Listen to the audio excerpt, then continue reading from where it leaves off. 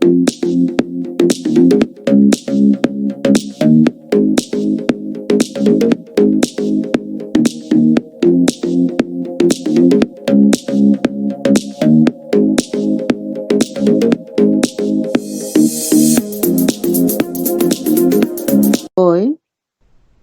veremos lo que es el fluido bucal, la estructura glandular, la histología de la mucosa oral, la permeabilidad, absorción y cambios en la mucosa oral.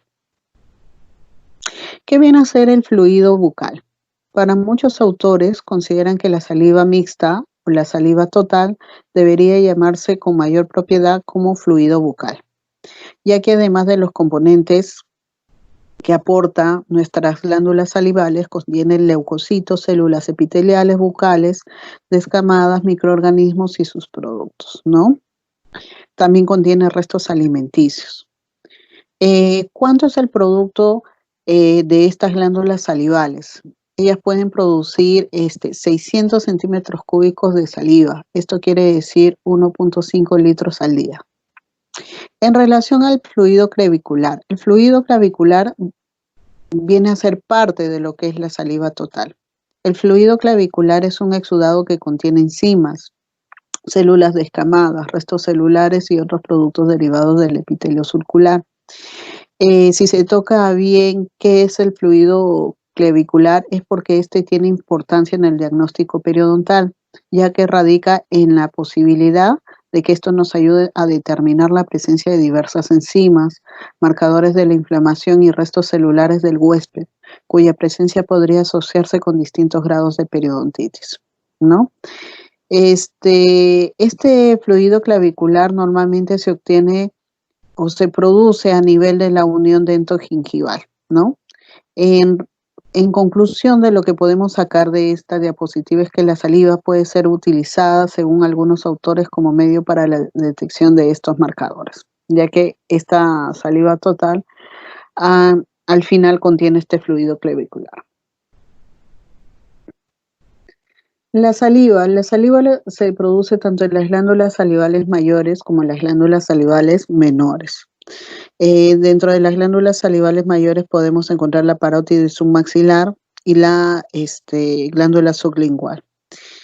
En cuestión a lo que es el porcentaje de cuánto producen estas glándulas salivales o cuánto producto aportan para lo que es la saliva, lo que es la parótida, la sublingual y la submaxilar producen el 90% de la saliva. En cuestión a la sublingual y las glándulas salivales menores, en conjunto producen del 5 al 10% de lo que es el contenido de la saliva. En cuestión a la ubicación, podemos ubicar que acá está ubicada lo que es la parótida a nivel del músculo macetero. El músculo sublingual tiene más relación con el músculo miloioideo, la submaxilar con el músculo miloioideo y la sublingual por debajo de la lengua. En cuestión a la ubicación de las glándulas salivales menores, las vamos a encontrar ubicadas a nivel del paladar blando, a nivel del vestíbulo lingual, ¿no? Y a nivel de la zona dorsal de la lengua.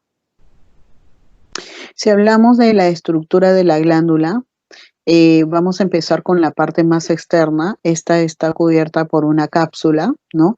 Y esta cápsula viene a ser un contenido de lo que es el tejido conjuntivo. Esta cápsula a la vez también, este tejido conjuntivo que forma la cápsula también forma los tabiques. Estos tabiques que se van a encontrar entre los lobulillos de las glándulas salivales, ¿no? Este tejido conjuntivo va a contener fibras reticulares, va a contener vasos sanguíneos, ¿no? Vasos linfáticos, va a contener terminaciones nerviosas. En cuestión al contenido celular, en esa zona se van a encontrar fibroblastos, plasmocitos, macrófagos, leucocitos, adipocitos y linfocitos. En cuestión a la estructura glandular propiamente dicha, vamos a encontrar que esta está conformada en su base por lo que se llama el acino glandular, ¿no? En la parte intermedia vamos a encontrar lo que se llama o lo que nosotros llamamos el ducto intercalar, ¿no? En la parte más externa vamos a encontrar lo que es el ducto estriado y vamos a encontrar un conducto excretor por el cual se va a expulsar todo lo que es el producto de estas glándulas salivales, ¿no? Alrededor de lo que es el ducto estriado y lo que son la zona de los acinos glandulares, vamos a encontrar que esta está cubierta por una capa de células llamadas las células mioepiteliales. Hablando propiamente dicho de lo que son los acinos glandulares, vamos a encontrar células de dos tipos específicas, las células serosas y las células mucosas. En cuestión a las células serosas, tienen una forma del tipo piramidal, como lo vemos acá, ¿no? Su núcleo normalmente es esférico y de ubicación en la zona basal de estas células. Tienen unas características estas células que se tiñen intensamente con hematoxicilina eosina, como lo vemos acá, totalmente teñidas en el tejido. En cuestión a la luz de la glándula, tienen una luz muy pequeña, ¿no? El producto de este tipo de células normalmente son el de producir proteínas del tipo amilasa y lipasa. En relación a lo que son las células mucosas, ¿no? Su forma también es piramidal, a diferencia de la otra célula serosa, su núcleo es de forma aplanada, también está ubicado en la base de las células. En cuestión al contenido del citoplasma, ellas contienen mayor cantidad de hidratos de carbono, sobre todo en la porción apical o del ápice, ¿no? de estas células. Tienen una característica que los diferencia de las células serosas, que ellas no se tiñen de este colorante de hematoxicilina eosina. También tienen otra diferencia, que su luz por donde sale el producto producido por ellas es bastante amplia a comparación del que forman las células serosas.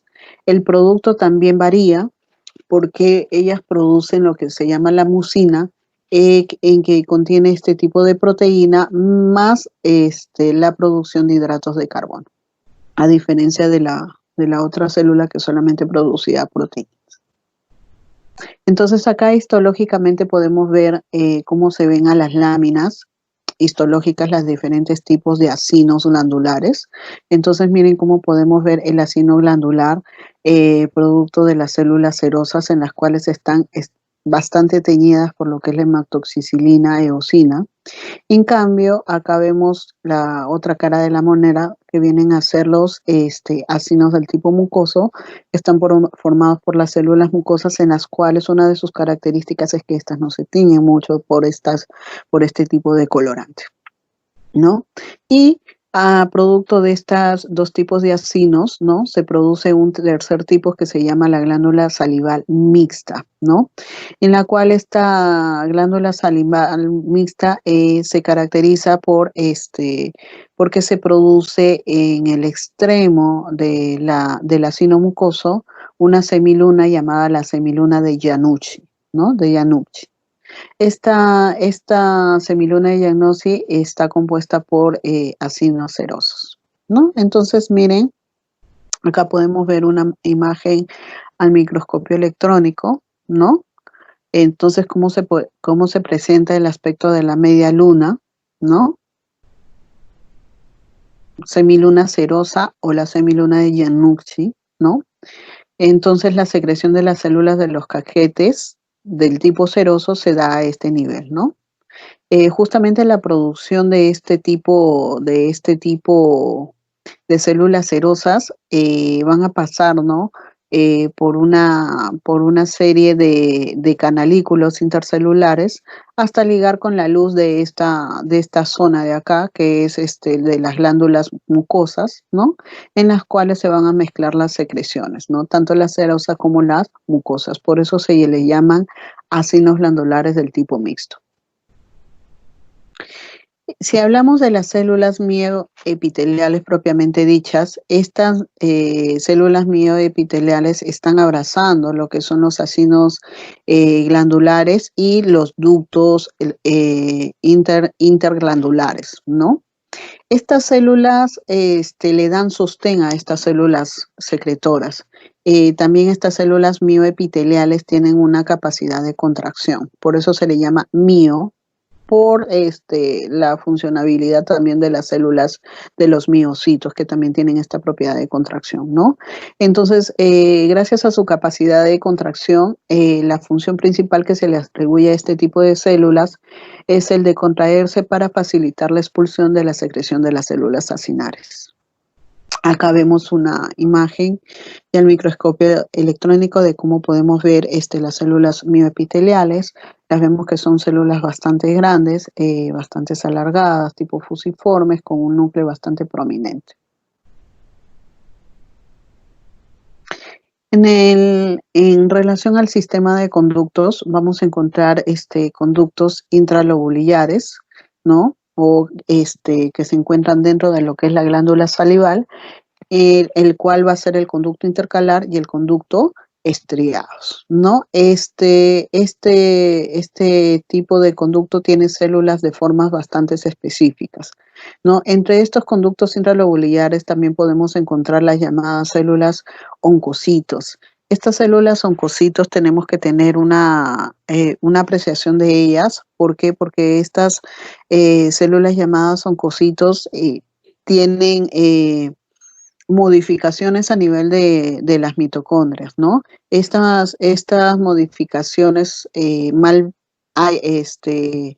las mitocondrias de estas células producen menos producción de lo que es las moléculas de ATP, que son la energía propiamente dicha.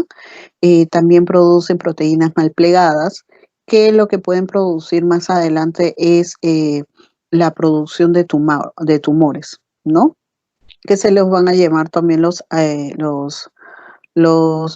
patologías adenoglandulares.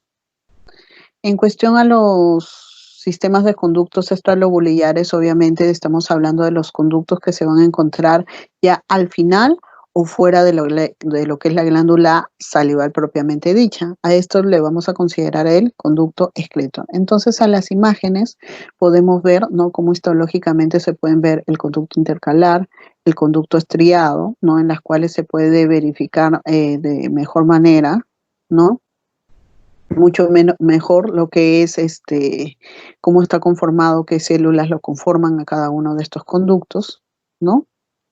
Y podemos ver lo que es cómo se ve histológicamente el conducto excretor, ¿no? También lo vamos a ver acá, cómo se ve el conducto excretor de manera mucho más amplia.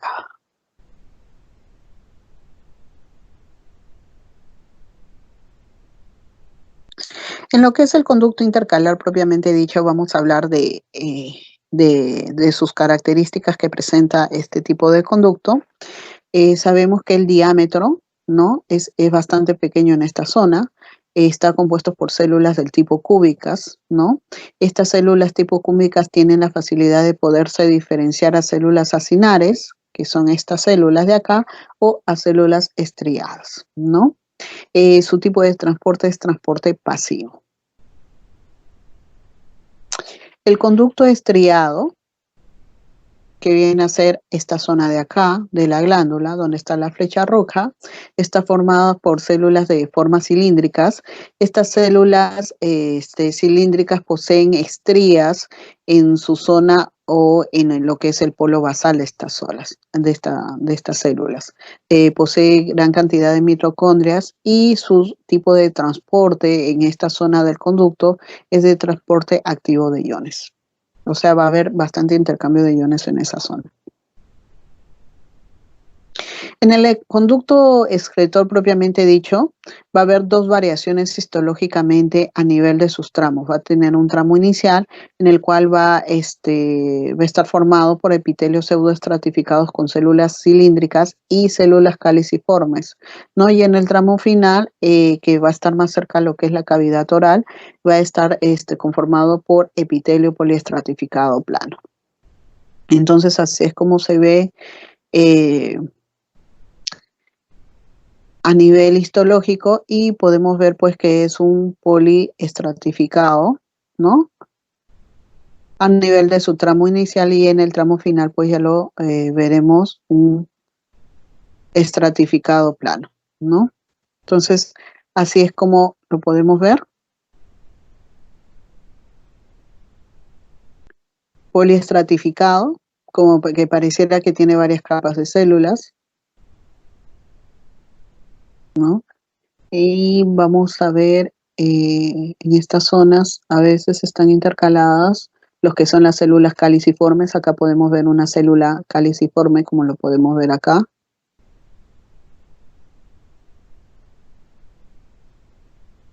Y acá podemos ver la imagen, ¿no? También del epitelio pseudoestratificado.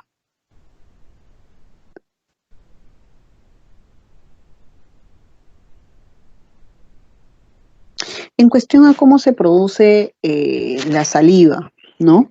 Recordemos que la saliva contiene dentro de su composición lo que es agua, ¿no?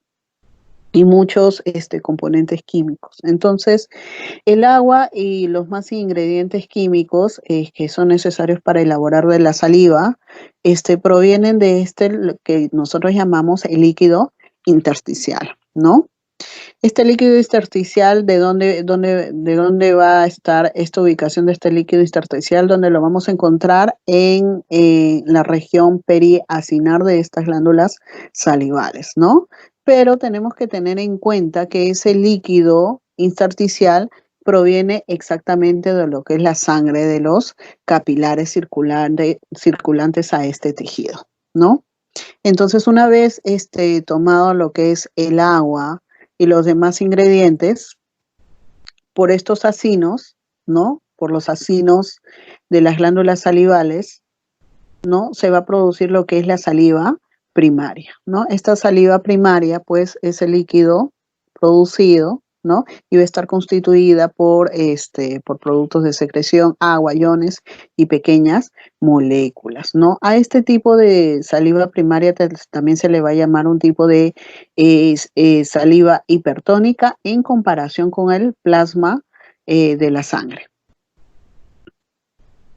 Esta saliva primaria va a permanecer con su misma composición hasta lo que es el ducto intercalar, son los conductos intercalares. ¿Qué va a pasar? A medida que pasan por la saliva primaria pasa a través del conducto intercalar y llega a lo que es el conducto estriado, lo que va a pasar es que sus células van a reabsorber de forma activa lo que es el sodio en contra de su gradiente electroquímico, ¿no? Esto ya está relacionado con biología celular básica, ¿no? ¿Y qué van a hacer? Que estas mismas células lo que van a hacer es secretar lo que es el calcio, ¿no? Lamentablemente va a haber un desequilibrio entre lo que es la cantidad de calcio y lo que es la cantidad de sodio, ¿no? También a este nivel también va a haber reabsorción de lo que van a ser los iones de cloro. Y a su vez que hay esta reabsorción de cloro, va a haber una liberación de iones de bicarbonato. Muy bien, sigamos. Una vez que llega la saliva secundaria a lo que son el conducto excretor propiamente dicho, ¿no? Va a seguir habiendo la reabsorción del cloruro, del cloruro, y también va a seguir habiendo la reabsorción del sodio.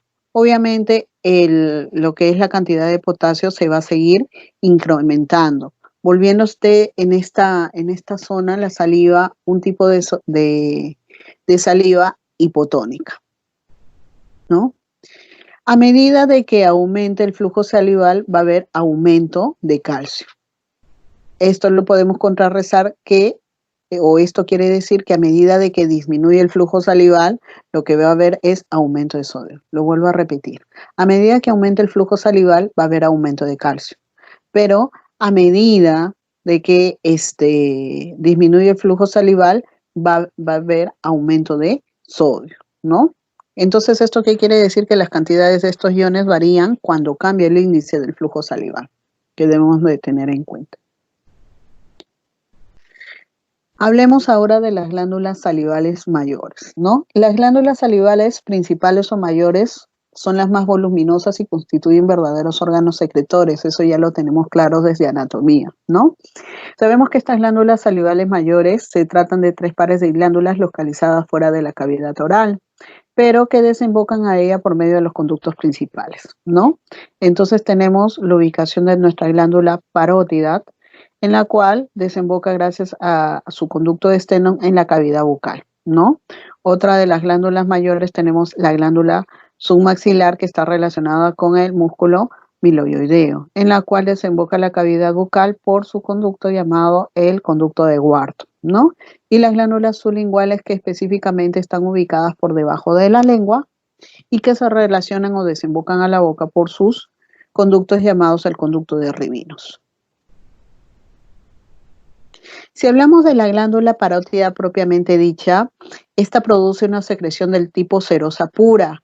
¿Gracias a qué? A que está conformado por acinos del tipo serosos. Como vemos acá en el dibujo gráfico y como lo vemos acá histológicamente, está compuesta por puros acinos serosos, ¿no? En excepciones, estas glándulas parótidas presentan lo que son estas células que ven acá, estas células blancas, son adipocitos, ¿no? Y estos adipocitos aumentan a medida que aumenta la edad. ¿Esto qué quiere decir? Que en las glándulas parótidas viejas se van a ver adipocitos, ¿no? En gran cantidad junto con los acinos serosos.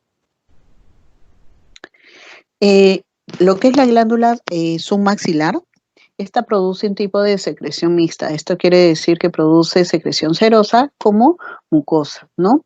Histológicamente, los acinos serosos constituyen el 80% de estas glándulas submaxilar y el 20% el restante está compuesta por los acinos mucosos propiamente dichos o acinos mixtos, como lo vemos acá con la célula de Janluch. Entonces, gráficamente es como podemos ver nosotros la glándula submaxilar con gran contenido de acinos serosos y en menor cantidad de acinos mucosos. Histológicamente lo vemos acá, miren, los acinos serosos en gran cantidades, ¿no? Vemos acinos mucosos propiamente dichos y vemos los acinos mixtos con sus propias luces de sus conductos excretores.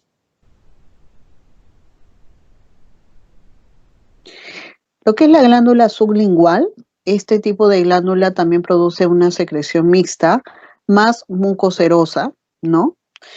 ¿Por qué razón? Porque histológicamente en este tipo de glándula hay un predominio de lo que son los acinos mucosos, ¿no? También vamos a encontrar acinos mixtos con nuestra media luna de Janlucci, ¿no? Que es la característica de estos acinos, ¿no? Y en poca cantidad vamos a ver los acinos serosos. Como lo vemos acá en el gráfico, gran cantidad de acinos mixtos, ¿no? Poca cantidad de acinos serosos y gran cantidad de acinos mucosos. Por eso nos dicen que la secreción que va a producir es más mucoserosa. En la maxilar era más cero mucosa, o sea, al revés. Si hablamos de las glándulas salivares menores, estas tienen una producción del tipo mixta, ¿no? Con predominio del tipo mucoso. Acá vamos a ver la ubicación de las glándulas salivales a nivel de las zonas labiales y genianas, ¿no? En las cuales vemos gran cantidad de acinos mixtos, ¿no? Lo voy a tratar de que lo vean un poquito. Miren, gran cantidad de acinos mixtos, ¿no? La semiluna de Janlucci es la que nos caracteriza de este tipo de acinos, ¿no? Y acá vemos las mucosas palatinas, ¿no? Sobre todo en el paladar blando, ¿no? Donde podemos ver este tipo de glándulas salivares menores también del tipo mixtas, bueno, con más predominio mucoso, lo vemos acá en la zona del paladar.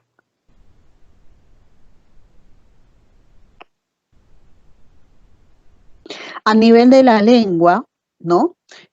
Vamos a ver en la zona anterior de la lengua, vamos a ver dos tipos de glándulas menores, ¿no?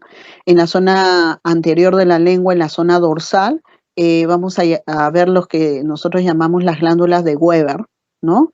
Y que tienen un poquito más de predominio del tipo mucosa, ¿no? Como lo vemos acá en la imagen histológica, lo podemos ver gran cantidad de acinos del tipo mucosos. Y en la zona dorsal, pero también anterior de la lengua, lo que vamos a ver son las llamadas glándulas de Nunn, ¿no? Estas son mitad mitad, ¿no? Tiene prevalencia de ácidos mucosos como serosos. Eh, A nivel de las zonas de las papilas, ¿no? Vamos a encontrar las glándulas de Vogt-Eigner, ¿no? Sobre todo a nivel de lo que son las papilas caliciformes, ¿no? Y foliadas. Entonces acá vemos las imágenes histológicas como debajo de las papilas podemos encontrar a nivel de las papilas foliadas glándulas o ácidos glandulares del tipo serosos, ¿no? Como lo vemos acá, y a nivel de las glándulas caliciformes, también del tipo serosos, ¿no?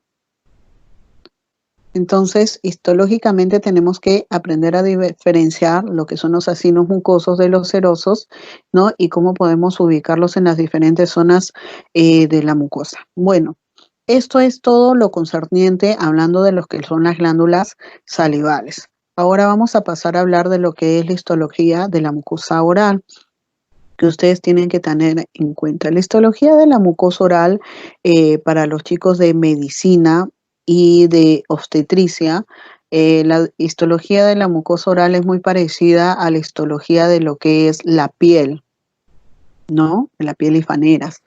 Entonces, vamos a prestar un poquito de atención para ver cómo se pueden diferenciar histológicamente la mucosa oral también de lo que es la piel, ¿no? Propiamente dicho, para que ustedes puedan realizar de la mejor manera sus actividades a desarrollar en esta semana. Entonces, la mucosa oral presenta partes, propiamente histológicamente hablando, ¿no? En lo cual presenta un epitelio que en el gráfico lo podemos ver representados por el número 1 y 2 en esta zona. Realmente tienen esta forma e histológicamente lo podemos ver de esta manera de acá, ¿no? La zona 1, que viene a ser prácticamente las capas más externas de este epitelio, y la zona 2, donde podemos ver gran cantidad de invaginaciones en la zona del epitelio, ¿no? Y también células con otras características en cuestión a su forma, ¿no? En la cuestión a lo que es la zona del corio o lo que nosotros llamamos la lámina propia, vamos a encontrar zonas específicamente. Vamos a encontrar una zona llamada la zona papilar propiamente dicha. Esta zona papilar va a estar conformada por tejido conjuntivo laxo. ¿Ya? Esta zona papilar histológicamente lo vemos acá a este nivel, ¿no? Tejido conjuntivo laxo a nivel de la zona papilar, ¿no? Y a nivel de la zona radicular, que viene a ser el punto 4 o la zona 4, acá vamos a encontrar tejido conjuntivo del tipo denso. La zona 5 ya viene a ser la zona de la submucosa, quiere decir la zona que no es parte de la mucosa. Acá ya vamos a encontrar el hueso propiamente dicho, tejido muscular, tejido adiposo. Lo que nosotros vamos a estudiar específicamente es la mucosa oral, ¿no? El epitelio de la mucosa oral, si estamos hablando del tejido epitelial propiamente dicha, está conformada por una célula indiferenciada llamada lo que son los queratinocitos. Estas células queratinocitos, dentro de sus procesos anabólicos, tiene como función la síntesis de proteínas y la síntesis de ARN. Esta célula llamada queratinocitos tiene una capacidad de maduración bastante rápido, lo que llamamos nosotros la maduración epitelial, ¿no? Durante la maduración epitelial, esta célula realiza procesos catabólicos o procesos de desintegración de núcleos, de organelas y de estructuras subcelulares. Este queratinocito también dentro de los procesos de síntesis de proteínas produce una proteína especial llamada lo que es la queratina. Esta proteína llamada la queratina es justamente lo que le da las características a este epitelio de la mucosa oral. El epitelio de la mucosa oral o de la mucosa bucal, como ustedes lo están viendo en imagen, son epitelios estratificados. ¿Y por qué se le llaman epitelios estratificados? Nuevamente vamos a recordar lo que vimos en la primera clase de histología, es porque está conformado por varias capas o estrato. A estos también se les puede denominar planos, ¿no? Por la apariencia de sus capas eh, eh, y por la característica que toman sus células a nivel superficial. Este tipo de estrato puede ser queratinizado y no queratinizados. Si nos centramos propiamente a hablar de los estratos o de las capas que conforman este tipo de epitelio de la mucosa oral, cuando se trata del epitelio no queratinizado puede presentar 3 capas y cuando se trata del epitelio queratinizado llega a presentar 4 capas propiamente dichas. En las primeras capas hay mucha coincidencia entre estos 2 tipos de epitelios, ¿no? Y se diferencian en las 2 últimas capas que presentan. En lo que es la primera capa de este tipo de epitelio de la mucosa bucal, ¿no? Este tipo de células, o mejor dicho, la primera capa se llama la capa basal, ¿no? Las células presentan una característica de aspecto poliédrico. Estas tienden a ser o a teñirse mucho más a diferencia de las células que conforman las demás capas de este epitelio, ¿no? Debido a su basofilia. Es en esta capa basal donde ocurre la activa multiplicación celular. Por eso también a veces le llamamos la capa lo que es la capa germinativa. La segunda capa que conforma este tipo de epitelio son las llamadas las capas espinosas. Se llama así de manera descriptiva ya que acá se encuentran las uniones desmosomales o los desmosomas, ¿no?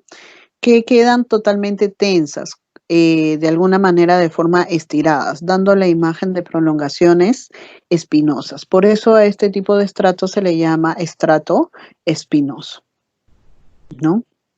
Sigamos. Ay, perdón. Sigamos con la tercera capa. La tercera capa se llama el estrato granular, ¿no? Este estrato granular se llama así por los pigmentos basófilos que se encuentran dentro del citoplasma. Justamente esta capa granular es lo que diferencia a lo que es el epitelio plano queratinizado del epitelio plano no queratinizado, ya que en el epitelio plano no queratinizado se presenta una capa intermedia y carece de este epitelio del tipo, esta capa del tipo granular. En la capa más superficial tenemos lo que es la capa córnea, ¿no? Es la capa, realmente la capa queratinizada propiamente dicha, en las cuales ya se observa la degeneración de los núcleos por apoptosis de estas células, ¿no? En cambio, en lo que es el epitelio queratinizado le llamamos la capa superficial propiamente dicha, ¿no? Y esta sí presenta el núcleo conservado. Entonces, para aclarar un poquito más de lo que hemos hablado en la diapositiva anterior, tenemos que tener claros que los epitelios de la mucosa oral pueden ser queratinizados y no queratinizados, como lo vemos acá. No queratinizados y la parte queratinizada, ¿no? Esto de qué va a depender si superficialmente están protegidos o no por la capa córnea o lo que nosotros llamamos lo que es la queratina, ¿ya? En cuestión a lo que es el epitelio plano queratinizado, ¿no? Va a presentar de 2 tipos, el llamado ortoqueratinizado y el paraqueratinizado. ¿En qué se diferencian estos dos? En que el ortoqueratinizado no muestran núcleos en sus células, ¿no? En sus células superficiales. En cambio, los paraqueratinizados sí muestran células sí muestran núcleos a nivel de sus células superficiales. Este tipo de epitelio plano paraqueratinizado es el más común dentro de lo que es la cavidad bucal. Entonces vamos a ver cómo se pueden diferenciar en cuestión a sus estratos, por cada uno de sus estratos o capas. En cuestión a lo que es el estrato basal, El epitelio no queratinizado, normalmente sus células basales son mucho más redondeadas, ¿no? En cuestión al citoplasma es basófilo y su núcleo es bastante voluminoso. En cuestión al paraqueratinizado y el ortoqueratinizado, el tipo de las formas de sus células basales son poligonales. En cuestión al citoplasma y el núcleo no hay diferencia con el estrato basal del no queratinizado. En cuestión al estrato espinoso, ¿no? Las células se ven mal delimitadas, o sea que no tienen una forma específica propiamente dicha, ¿no? Son células bastante vacuoladas. En cuestión a lo que es las paraqueratinizadas, las células en cambio sí se encuentran bien delimitadas en cuestión a su forma, no presentan muchas vacuolas y sí tienen una característica en su espesor que son de 300 micromicras, ¿no? En cuestión al ortoqueratinizado, las células también se ven en sus formas delimitadas, son consideradas células no maduras y su espesor es igual al paraqueratinizado. En cuestión al estrato granular, el epitelio no queratinizado carece de ellas. En cuestión al epitelio paraqueratinizado es poco desarrollado y en el no ortoqueratinizado es muy desarrollado. Recordemos que este estrato granular se llama así porque en el citoplasma se presenta bastantes gránulos del tipo basófilos que se tiñen bastantes, ¿ya? En cuestión al estrato más superficial, en el no queratinizado las células tienen una forma bastante aplanadas, su citoplasma es no acidófilo y su núcleo es oval. En cuestión al paraqueratinizado, ya el estrato superficial forma parte de lo que es la llamada capa córnea. El citoplasma es acidófilo, a diferencia del no queratinizado, ¿no? Y su núcleo es pignótico, que quiere decir que se vuelve bastante chiquito y se tiñe de bastante color, ¿no? Absorbe bastante el colorante. En cuestión al ortoqueratinizado, en cambio, sí desarrolla lo que es la capa córnea, el citoplasma es muy acidófilo y el citoplasma mejor dicho, no se presenta. Hay ausencia de núcleo por la apoptosis celular. Entonces, esperando que quede claro, entonces, en cuestión a los diferentes tipos de epitelios de la mucosa oral que se pueden presentar dentro de la boca. Ahora, justamente esto es lo que hace la diferencia entre lo que es el epitelio de la mucosa oral propiamente dicha y lo que hace la diferencia entre lo que es el epitelio de la piel, que es un tipo más ortoqueratinizado, ¿no? El verdadero. En cuestión a este tipo de epitelio de la mucosa oral puede presentar diferenciación celular. ¿Qué quiere decir? Que estos epitelios no queratinizados pueden pasar a evolucionar a un epitelio queratinizado. ¿Y por qué se producen esto? Bueno, estos epitelios se pueden diferenciar o pueden presentar diferenciación celular como respuestas a cambios o estímulos patológicos en la cual la célula se altera morfológicamente, pero va a conseguir sobrevivir y mantener su función a este tipo de adaptación o a este tipo de cambio, en las cuales las células mantienen sus funciones a pesar de los cambios, se le llama lo que es la adaptación celular. Entonces, ¿quiénes vendrían a hacer estos estímulos? Puede ser en este caso, los estímulos van a ser del tipo patológicos, ¿no? Como por ejemplo el tabaco y la inflamación por fricción, ¿no? Entre los fisiológicos, pues bueno, están los cambios hormonales. Si vamos un poquito más para ya entrar un poquito a lo que es la parte patológica propiamente dicho, ¿no? Cuando cesan este tipo de estímulos sobre lo que es la mucosa oral, cuando estamos en la etapa de adaptación celular, este tipo de epitelio puede regresar a su estado normal, o sea, puede pasar de un epitelio queratinizado, puede volver a su estado normal a un epitelio no queratinizado. Pero ¿qué pasa si los límites de la respuesta adaptativa se superan o sigue habiendo la exposición constante a estos agentes nocivos o estrés, o puede haber privación de nutrientes esenciales, o puede haber sometimiento de las células a alteraciones por mutaciones? Entonces, esta continua afectación lo que va a producir es una lesión celular.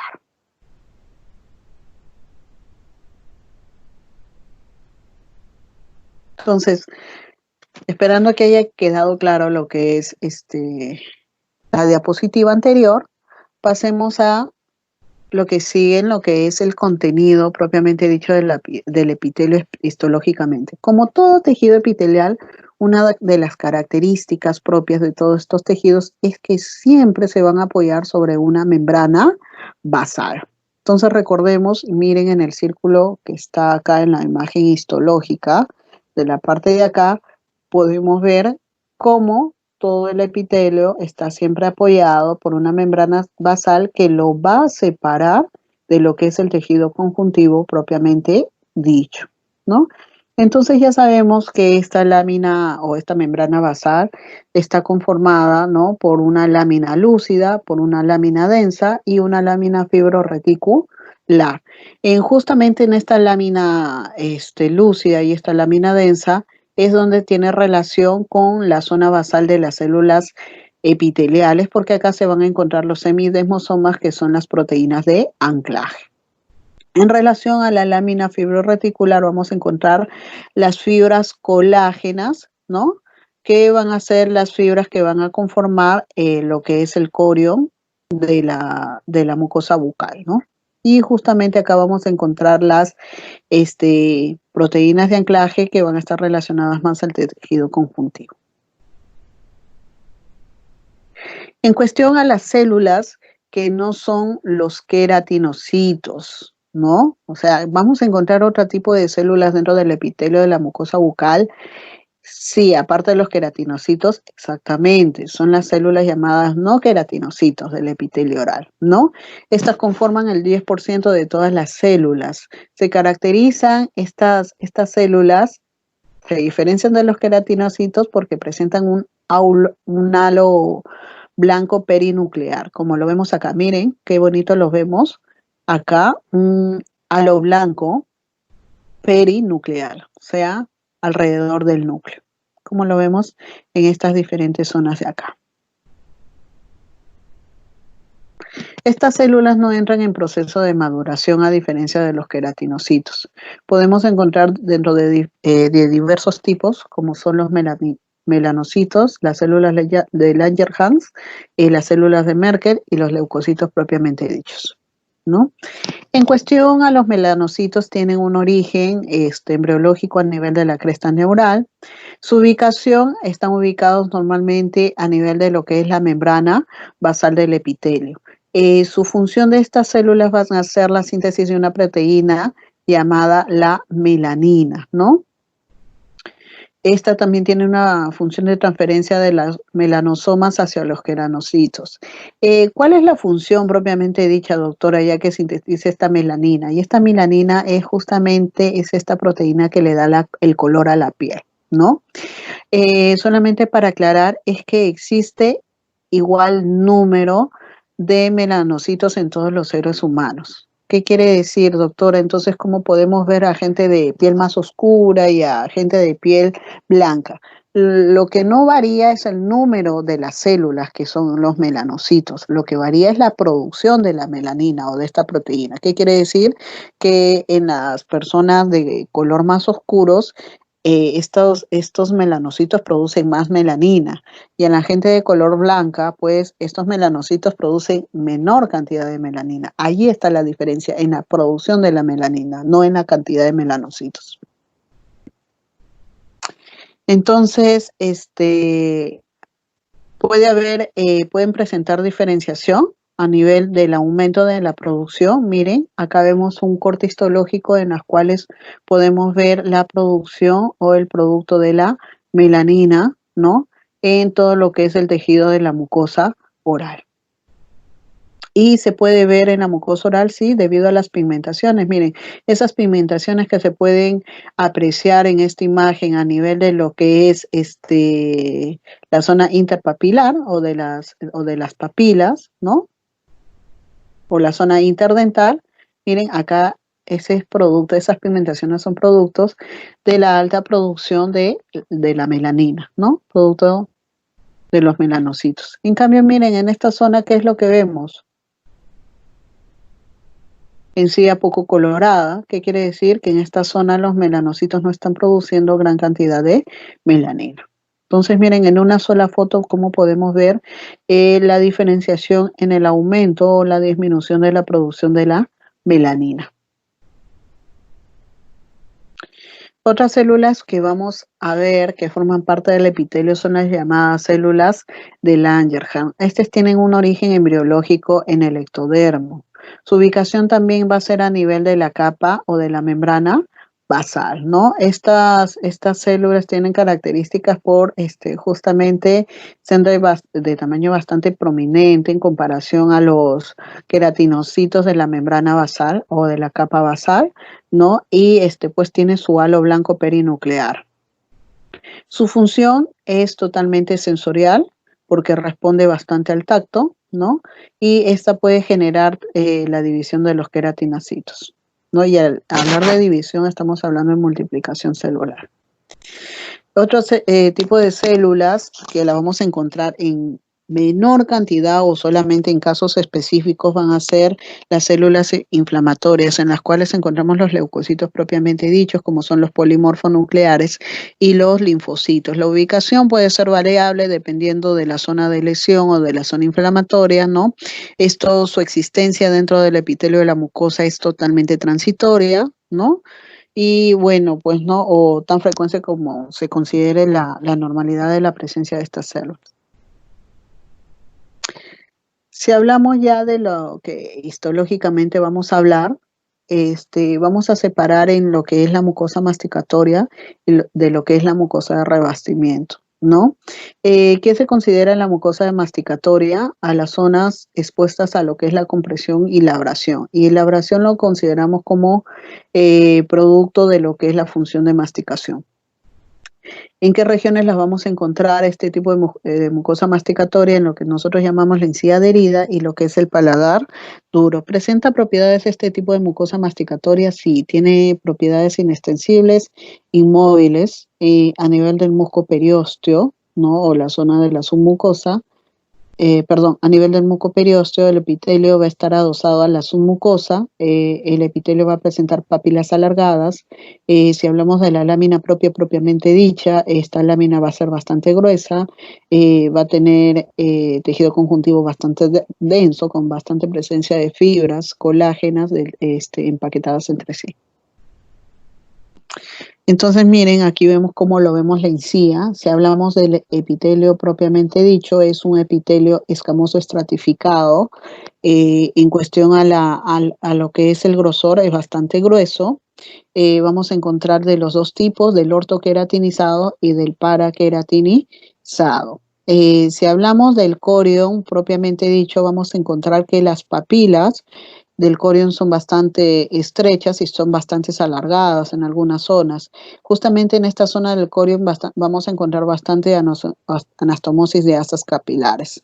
A nivel de la submucosa no se delimita, solamente lo vamos a encontrar no delimitada adherido a cemento o al periósteo.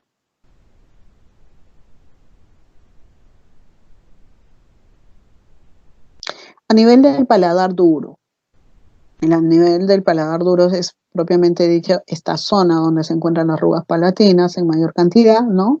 Si hablamos de su epitelio propiamente dicho, vamos a encontrar un epitelio escamoso estratificado. Si hablamos del grosor, lo vamos a encontrar bastante grueso, bastante ancho. El tipo de epitelio estratificado va a ser el ortoqueratinizado. Si hablamos de los cordones transversales, vamos a encontrar cordones bastante gruesos, se va a estar ubicado sobre todo en la zona de las arrugas palatinas, ¿no? Formando cordones transversales a nivel de la zona de las arrugas palatinas, para que me entiendan mejor. A nivel del corio, ¿no? Las papilas en algunas zonas se van a mostrar largas, en otras de contornos irregulares, ¿no? A nivel de la submucosa va a tener bastante relación con el tejido conjuntivo denso adherido al periósteo, ¿no? Vamos a encontrar tejido adiposo en la zona media anterior y vamos a encontrar bastante tejido glandular en la zona media posterior del paladar duro. Entonces, miren, Acá vemos el epitelio, vemos la lámina propia o corio, ¿no? Acá estamos viendo la zona de la submucosa, miren en el, en el medio anterior y en el medio posterior la gran cantidad de células salivales menores y por lo que podemos ver acá del tipo mucosas, ¿no? En lo que es la mucosa de revestimiento, como estamos viendo acá, que reviste la boca, por eso se le llama de revestimiento, ¿no? Estas son zonas expuestas bastante al movimiento, tienen una característica de ser bastante flexibles y móviles. El epitelio es un poquito más grueso, la lámina propia en cambio disminuye, ¿no? En cuestión a grosor y va a disminuir en cuestión también a las fibras colágenas, ¿no? Pero va a aumentar la mayor cantidad de las fibras elásticas, por eso es que le da la característica de ser flexible y móvil. En cuestión a la mucosa de revestimiento vamos a encontrar la mucosa labial y del carrillo, ¿no? Pero ¿qué mucosa labial? Específicamente la zona interna de los labios o la zona vestibular, ¿no? De la boca. En esta zona vamos a encontrar que el epitelio estratificado es bastante grueso, se va a caracterizar por ser no queratinizado. En cuestión a lo que es el corio, vamos a encontrar papilas bastante altas y anchas, ¿no? Que penetran bastante en lo que es la zona del epitelio. Vamos a encontrar bastante presencia de fibras colágenas, vamos a encontrar bastante presencia de fibras elásticas. A nivel de lo que es la submucosa, vamos a encontrar gran cantidad de tejido adiposo, ¿ya? Vamos a encontrar gran cantidad de tejido adiposo, vamos a encontrar presencia de glándulas sebáceas y vamos a encontrar presencia de glándulas salivales menores, ¿no? Como lo vemos acá. En cuestión al borde rojo del labio, ya lo que hablamos del labio propiamente dicha, su parte más externa, el epitelio estratificado va a ser del tipo ortoqueratinizado porque está más, este borde rojo del labio va a estar más relacionado a lo que es la piel, no va a estar más en contacto con la piel, ¿no? Y si hablamos del corion propiamente dicha, ¿no? Las papilas van a ser largas, sí, pero también van a ser del tipo irregulares, estrechas por algunas zonas. En esta zona van a encontrarse bastantes asas capilares cercanas a la zona papilar. Por esa razón es que a veces cuando nos rozamos esa zona del labio sangra bastante. Ya a nivel de la submucosa vamos a encontrar bastante cantidad de glándulas sebáceas, vamos a encontrar mucosa pegada al músculo, a diferencia de lo que encontrábamos en las otras zonas de la mucosa oral que se encontraba pegada al hueso, ¿no? Vamos a encontrar este tejido adiposo, ¿no? En esta imagen podemos ver la gran cantidad de vasos sanguíneos, ¿no? A nivel del corio, miren, a nivel de las papilas.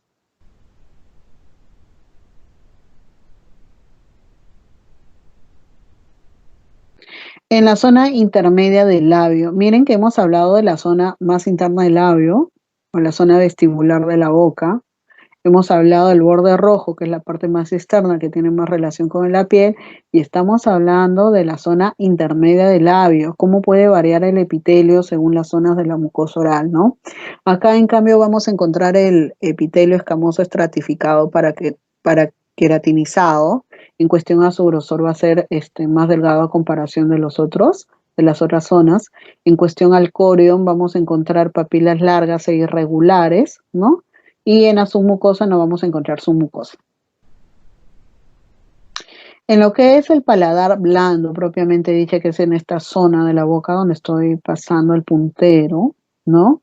El epitelio es un epitelio escamoso estratificado de tipo no queratinizado, ¿no? Vamos a encontrar en esta zona bastantes corpúsculos gustativos, ¿no? A nivel del corion, como lo vemos en esta imagen acá, el contorno va a ser bastante irregular, como lo vemos acá, pero vamos en miren, acá hay anastomosis de vasos sanguíneos. ¿Ya? Se ven de bastantes pequeños, pero porque son los capilares. ¿Ya? En cuestión a lo que es la submucosa, que quiere decir por debajo del corion, vamos a encontrar bastante cantidad de glándulas salivares menores como vemos en la zona de acá. Si hablamos de la lengua propiamente dicha, vamos a hablar de la zona ventral. Y la zona ventral es una zona bastante delgada dentro de lo que son las zonas de la mucosa oral, ¿no? Si hablamos de la lengua propiamente dicha, la zona dorsal es bastante gruesa y su zona ventral es todo lo contrario, ¿no? Es una zona bastante delgada. En cuestión al epitelio, el epitelio también va a ser escamoso estratificado, va a ser bastante delgado. A nivel del corion, el corion también va a ser bastante delgado, la lámina propia, miren cómo la ven acá, ¿no? En cuestión a las zonas de las papilas van a ser irregulares, bastante cortas, casi planas, ¿no? Va a haber presencia de a nivel de glándulas salivales menores. A nivel de la submucosa también va a ser delgado, pero va a haber bastante presencia de lo que es el tejido adiposo. A ver si lo vemos un poquito mejor. Entonces, bastante delgada, ¿no? El epitelio también bastante delgado, a nivel de la zona de las papilas irregulares, casi planas, ¿no? Y a nivel de la submucosa, bastante presencia de tejido adiposo. En cuestión del piso de la boca, ¿no? El epitelio estratificado también va a ser bastante delgado, no queratinizado, ¿no?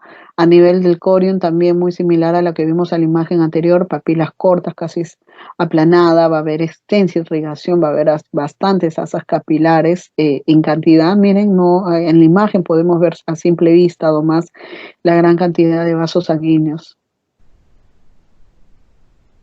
A nivel de la submucosa vamos a encontrar tejido conjuntivo laxo y vamos a encontrar glándulas salivales menores. Justamente esta delgadez del epitelio estratificado, no queratinizado y bastante delgado, esta zona del piso, tiene que ver mucho con las características de la permeabilidad y absorción de la mucosa oral, ¿no? De por sí, si hablamos de la permeabilidad y absorción de la mucosa oral, es bastante impermeable, pero varía en ciertas regiones. Cuando hablamos de impermeable, ¿qué quiere decir? Que no permite el paso de algunas moléculas o sustancias.